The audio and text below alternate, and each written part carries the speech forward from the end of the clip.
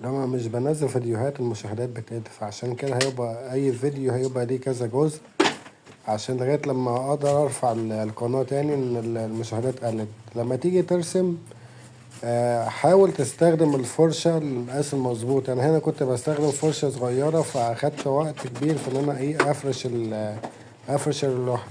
لكن انت لما تيجي ترسم استخدم فرشة اكبر على المقاس بتاع اللوحة.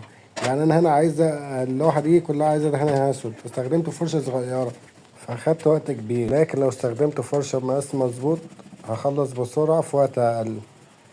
بخلص منطقة منطقة، وخلي بالك من الحرامية، ما تخلص الحتة اللي انت فيها اللي انت شغال فيها وتخش على حتة تاني، لان هيبقى في فراغ بين التانية، بين ناحية وبين ناحية. فده الحرامية، يعني هتلاقي حتة ما خدتش لون، يعني هتبقى سايبة فراغ وهترجع تاني تعيد تاني عليها. فخلص حتة حتة، وخلي بالك من الحرامية برضه. في اللون الاسود خلص اول طبقة، وبعد كده عيد تاني لو حسيت ان هي محتاجة.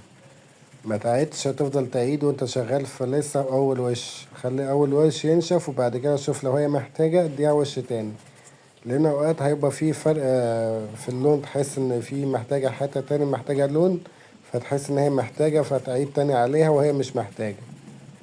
انا هنا خلصت، ولو انت جيت لغاية هنا يبقى عاش يا بطل، وما تنساش تقولي رايك ايه في الفيديو.